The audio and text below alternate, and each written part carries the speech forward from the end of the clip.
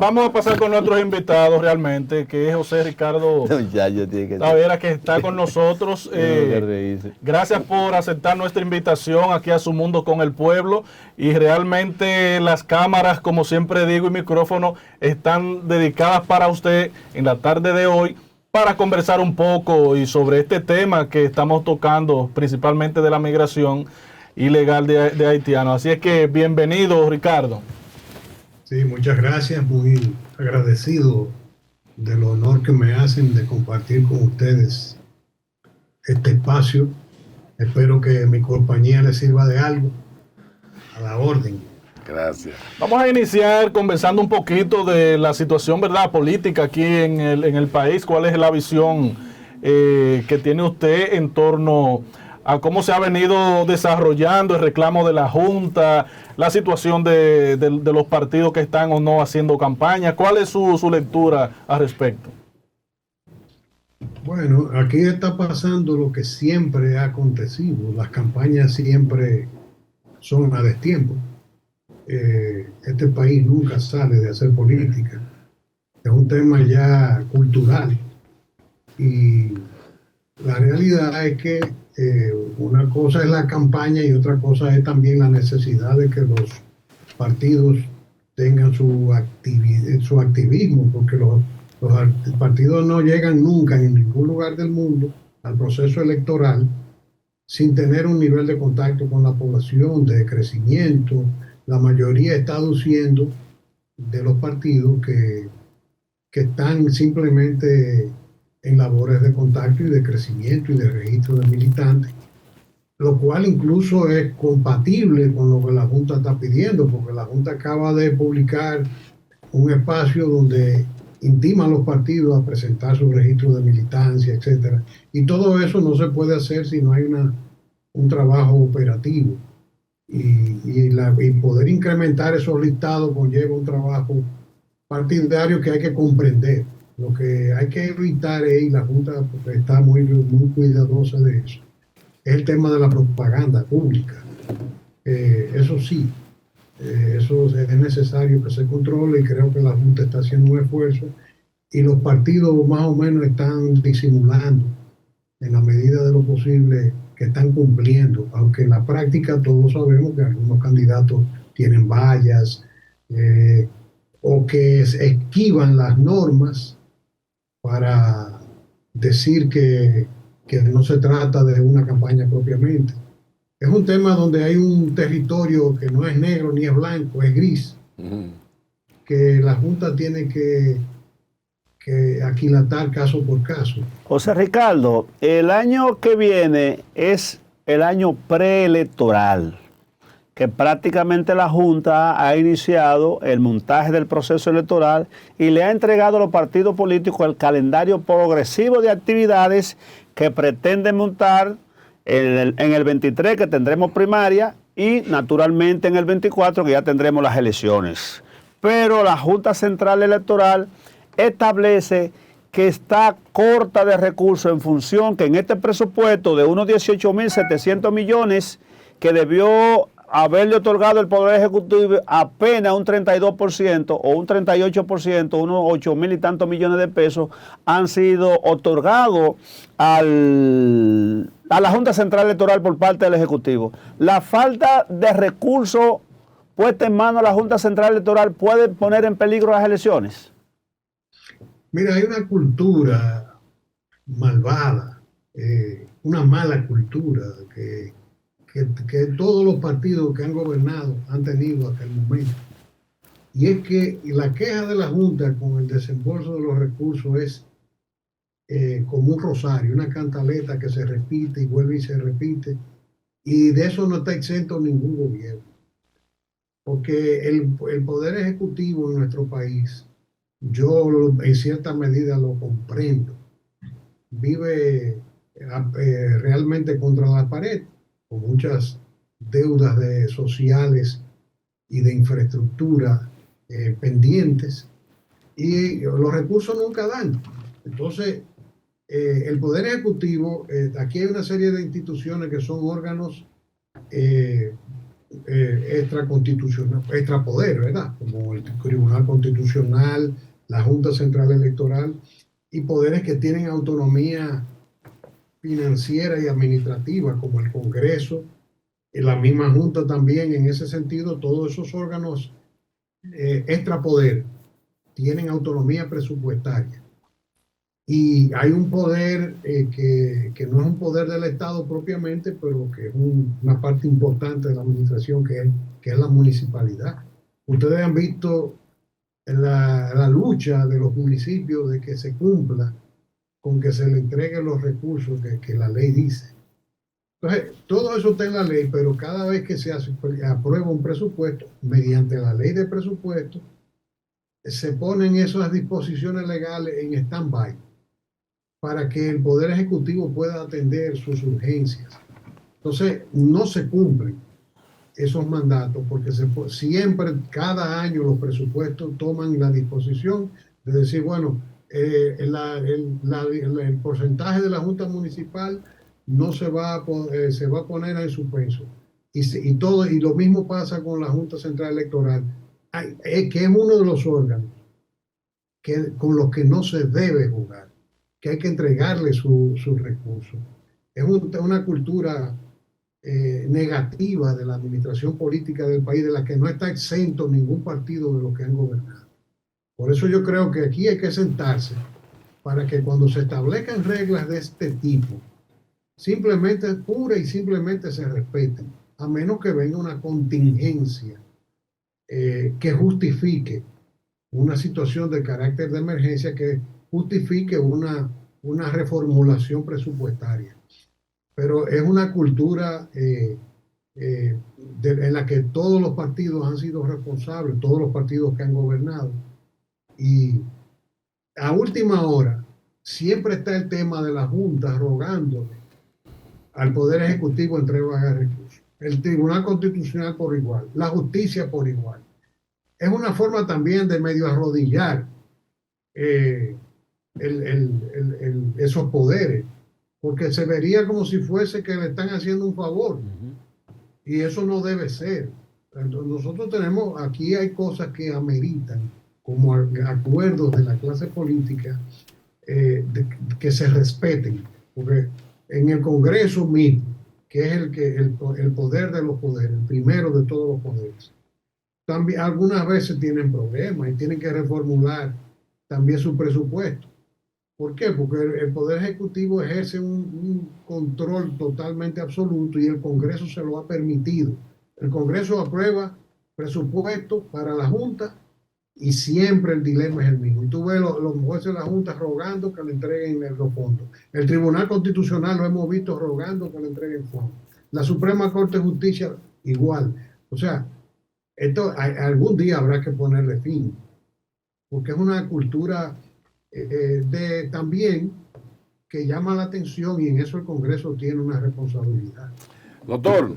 A cada momento se vive aprobando un porcentaje para tal cosa, otro porcentaje para la otra, y finalmente no se respetan. Y cuando se respetan, porque son políticamente inconvenientes, como el caso del 4% del PIB para la educación, entonces resulta que no tienen capacidad para gastarlo y que genera otro tipo de trastorno. Es una situación... Porque no habían planes, doctor, no hay un programa. Mire, doctor. Así mismo es. Has dicho toda la verdad. Yeah. Aplicar el 4% para saber, salir a averiguar en qué se van a gastar. Sí. Mire, doctor. Todavía hay gente defendiendo eso aquí. No, es una locura. Mire, doctor. Yo quisiera hasta un 10% para la educación. Claro. Pero si sabemos en qué lo vamos a gastar. Exacto. Una pregunta, doctor. ¿Usted no cree que la clase política nuestra, y si se quiere las instituciones también, deberían dejar ese modelo obsoleto que tenemos de promoción frente a un mundo tecnológico donde las campañas se ganan por las redes sociales? Entonces, ¿quién controla que yo le pague a Facebook, a Google o a cualquiera de las plataformas para yo tener mi engagement, mi público meta al cual yo quiero llegarle directamente a mis targets, como dicen ellos? Entonces, ya no es la valla, ya no es el televisor tradicional, es la televisión digital, es la tecnología de lo cuántico y la exponencialidad la que está de forma omnipresente. ¿Usted no cree que habrá que legislar en ese sentido para cambiar ese modelo lineal frente a una sociedad exponencial? Mira, el Estado tiene formas de controlar, porque esas plataformas obedecen las directrices de los estados donde operan. Si, por ejemplo, el Estado Dominicano, a través de la Junta Central Electoral, le notifica a esa plataforma que a partir de tal día, tal hora, no pueden salir este tipo de anuncios, sencillamente la plataforma los va a discriminar y no los va a subir.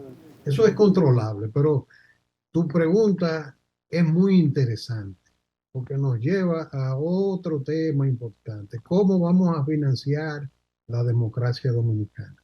Nosotros tenemos la confusión de que porque vamos a elecciones y elegimos representantes de todo nivel, como que esto es una democracia, y esto no es una democracia. Esto es una plutocracia.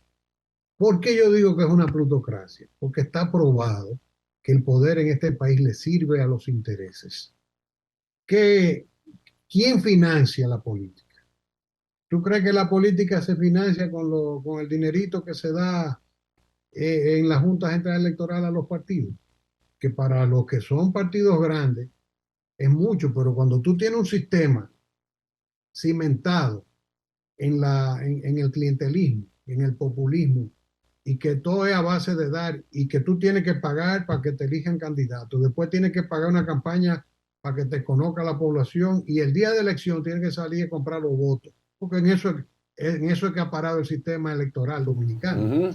Y el que lo quiera negar, bueno, o sea, yo no sé dónde vive, pero sí, eso es así. Ahora, esa pregunta tuya es interesantísima, porque yo tengo años planteando, incluso cuando yo era diputado, que decía que tenemos que abocarnos a una reformulación del financiamiento de la política, que tiene que descansar, sí, la política yo prefiero que la pague el Estado y no los empresarios. Claro. Porque el Estado no sale a cobrarse a sí mismo, y los empresarios salen a buscar lo que dieron en campaña. Entonces, el político tiene que estar financiado de un modo tal que pueda guardar equidistancia, tanto de sus electores, que no tenga que comprarlo, como de sus sponsors, que no debe tener sponsors un representante. ¿Cómo tú logras eso? No es fácil de lograr, porque el financiamiento, la política es sumamente costosa. Por eso tú ves que en los países desarrollados, simplemente tú abres una cuenta y tienes la campaña de fulano de tal, tú ves que en Estados Unidos recaudó tantos millones. Ricardo, sí, disculpe, le vamos a pedir por favor un permisito, que nos espere ahí un momentito, para nosotros por favor hacer contacto con el jurista Carlos Balcácer, quien le está en estos momentos en un receso, en el caso que se le sigue al ex procurador general de la República, para que él nos cuente realmente en qué punto están, qué está pasando o qué ha pasado en el día de hoy. Así que le pedimos por favor que nos espere un momentito, y el señor Balcácer, por favor, bienvenido a Su Mundo con el Pueblo, y cuéntenos qué está pasando en estos momentos. Muchas gracias. En estos momentos, el juez Amaury Martínez está deliberando sobre las peticiones que le han formulado los imputados encabezados por Jean Alain. Nuestra petición gira en torno a que se nos conceda un plazo de 1 año para poder nosotros accesar a la lectura, análisis y respuesta de lo que el Ministerio Público llama el fardo probatorio. Bien, ¿qué ocurre? Que en la acusación del Ministerio Público, una cosa es el documento, el instrumento documental contentivo de acusación. Estamos hablando de 12.600 páginas, pero ese no es el problema. El problema está que esa acusación tiene, vamos a llamarle, un anexo de 666.286 archivos. Dios. Bien. Cada archivo tiene un proyecto de documento de 6 páginas a 500 páginas. Oh, Dios mío, si vamos a analizar la situación, estamos hablando entonces de unos 66 millones de páginas. Bien, si vamos a esa situación por igual y le damos lectura a una página por minuto durante 8 horas, que es lo que establece, vamos a llamarle el mandato orgánico de un ser humano, porque son 8 horas de descanso, 8 horas de diversión y 8 horas de trabajo. Si vamos a ese tema, vamos a durar entonces 4 años y medio leyendo todas esas páginas. Bien, ante esa situación se le planteó al juez el tema de las pruebas físicas. Nosotros necesitamos las pruebas físicas, no las pruebas en un USB o una memoria de tantos terabytes. No es igual una prueba documental que una prueba en una computadora. Una prueba documental, por ejemplo, en un tomo encuadernado, vamos a llamarle de 300 páginas, usted da el paso de la página 1 a la 100, si lo tiene foliado y busca. No es igual en una computadora porque afecta la vista, detiene más la marcha de la lectura e imposibilita realmente una defensa. En esas circunstancias, le planteamos al magistrado para culminarle que le tramitamos al PEPCA una lista de exclusión de pruebas, de que no necesitamos esa prueba física para aligerar el tema. Es decir, vamos a llamarle las 10.000 pruebas, no nos interesa 5.000, por ejemplo, o 2.000. Esa situación se planteó y el juez está deliberando sobre la petición. El grueso de imputados no pidió el año. Del grueso de imputados, uno pidió el año y el resto se lo dejó a la soberana apreciación del juez. Y el juez en estos momentos está deliberando. ¿El representante suyo, doctor, fue el que pidió el año? Y otro imputado más, ¿sí? ¿Por qué? Esto es importante. ¿Por qué el año? Porque los demás imputados tienen una situación particular de ellos. Pero el caso de Jean Alain no, porque en Jean Alain culminan toda la narrativa de cada imputado, procura vincular a Jean Alain. Es decir, Jean Alain figura en la narrativa acusatoria del Ministerio Público en todos los imputados. Bueno. O sea, Jean Alain del racismo es el centro. Entonces, obviamente, de 40 diputados, de los 40 diputados se menciona el nombre de Jean Alain. Y no necesariamente de los 40 imputados se mencionan el nombre en ese imputado o en otro imputado los 40. Hay imputados que, por ejemplo, solamente se menciona Jean Alain o se mencionan 2 más. Y hay imputados que se mencionan ellos nada más. Pero con Jean Alain no. O sea, Jean Alain es un meandro donde todo culmina en él en el tema de la acusación. Por lo tanto, tenemos que tener acceso a estudios y documentos de todos los demás imputados porque todos terminan en Jean Alain. Muy bien, doctor. Gracias, doctor Balcácer. Vamos a esperarlo. Lo queremos aquí mañana. Usted sabe que este medio está siempre abierto a ustedes. Gracias, muy amable. Y amigos, continuamos con la entrevista en línea. Con Ricardo. Ricardo, nos gustaría como abogado que nos pueda emitir una opinión en torno a este caso, si es posible. Yo preferiría concluir con mi tema anterior, porque lo considero muy importante. Los temas de naturaleza judicial es muy delicado opinar sobre ellos. Retome, doctor. Doctor, cuando tú no estás involucrado en los casos y no conoces los expedientes. Doctor, yo quisiera... Y más como un volumen como ese, doctor, de varios millones de páginas. Doctor, quisiera oír su opinión en relación a un tema. La Fuerza Nacional Progresista ha sido el estandarte de lucha por el nacionalismo y en contra de la intervención de los en contra de las potencias que quieren que en el país se unifique la isla cuando no hayan campamentos de refugiados.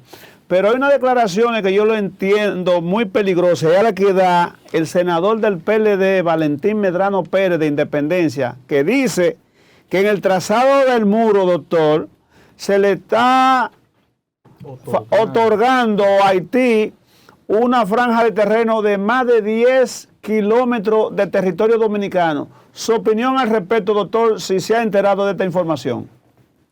Mira, les pido, como dije hace un momento, terminar mi respuesta para continuar con eso. Gracias, doctor. Adelante, doctor. Porque el anterior es un tema muy interesante del que casi nadie habla. Sí. Muy bien. Y yo no puedo desperdiciar la oportunidad. Gracias, doctor, por privilegiar mi pregunta. Muchas gracias. Es que es una pregunta interesante y la otra también, no la voy a dejar enganchada, ¿verdad? Muy bien. Te decía que el tema del financiamiento del sistema político es un tema sobre el cual el país tiene que sentarse a hablar también. Porque yo decía que esto es una plutocracia. Y porque aquí el que financia, y hemos visto ya con los casos de corrupción de qué manera las personas que financian la política terminan siendo los grandes contratistas del Estado. Y ese círculo hay que romperlo. ¿Y cómo tú lo logras? Impulsando políticas públicas. Por ejemplo, yo decía, vamos a impulsar lo que yo le llamo la servidumbre electoral del espectro radioeléctrico. Aquí es difícil entrar a ese tema. Servidumbre electoral. Mucha gente tiene un mercado ahí y yo lo comprendo. Pero hay que pensar en el país. Hay temas con los que no se puede jugar.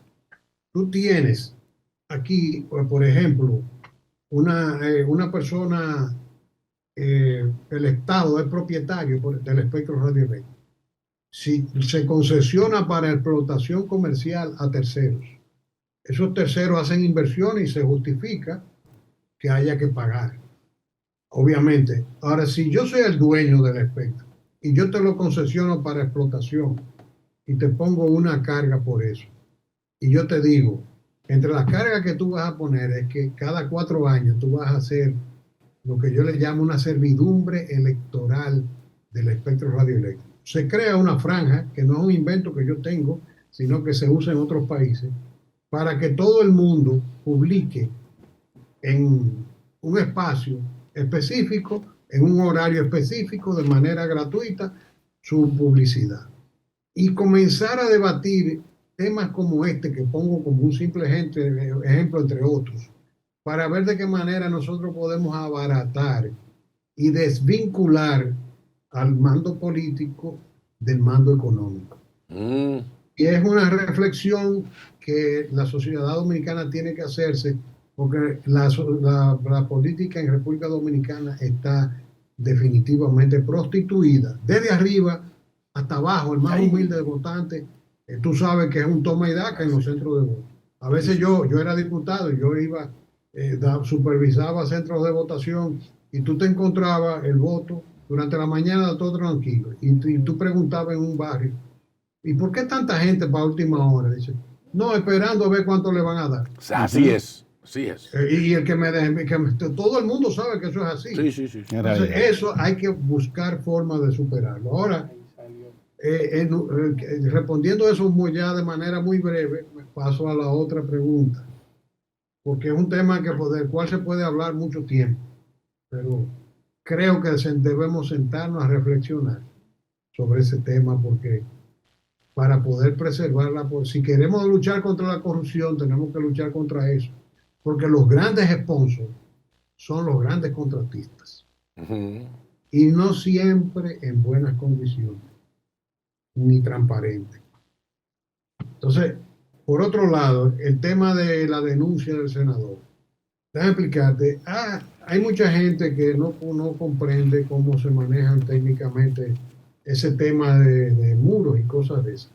Mucha gente se ha quejado de que hay una parte del territorio dominicano que queda del otro lado del muro, y es porque no entienden que este tipo de estructuras siempre se construyen dejando un espacio, una margen un pequeño espacio de compensación para que las autoridades que están encargadas de la seguridad tengan un espacio del otro lado del muro donde poder enfrentar desafíos de seguridad, contingencias que se puedan presentar sin que necesariamente sean de este lado del muro.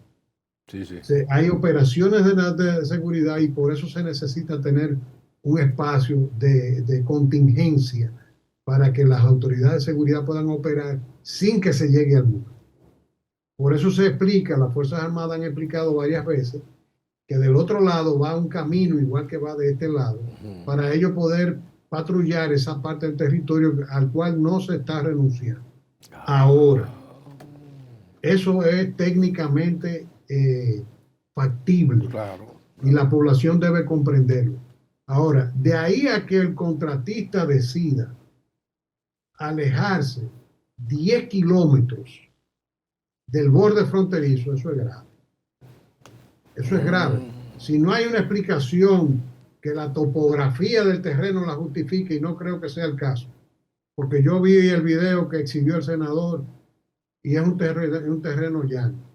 Es un tema en el que las Fuerzas Armadas yo invito a que investiguen, supervisen y que rindan y que le aclaren a la población y al Congreso, al Senado de la República específicamente, en cuáles son las razones por las cuales está ocurriendo eso.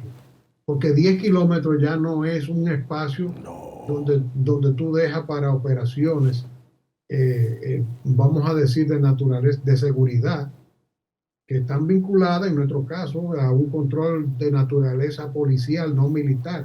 Pero eventualmente, si fuera necesario de que fuera militar, también debe servirnos para eso. Ese lado se supone que va a seguir siendo patrullado. Claro. Pero 10 kilómetros es demasiado y se presta a suspicacia. Sí. Y creo que eso debe ameritar una investigación. Es una denuncia muy seria. Fíjense que comencé diciendo que no son justas las críticas, pero cuando tú tienes un espacio razonable. Pero cuando tú dejas del otro lado 10 kilómetros, 10 kilómetros son muy difíciles. Ay, doctor, por eso largo. Eso es como de Maimón a de Piedra Blanca. Maimón de largo. Gracias, doctor. Ya hemos llegado al final. Lo necesitamos aquí pronto, doctor, porque la sapiencia suya se evidencia en el conocimiento de los manejos jurídicos, políticos. Así que le damos las gracias, doctor, y lo esperamos pronto por acá. Un abrazo a todos y muchísimas gracias por la amabilidad de invitarme. Gracias. Muchas gracias.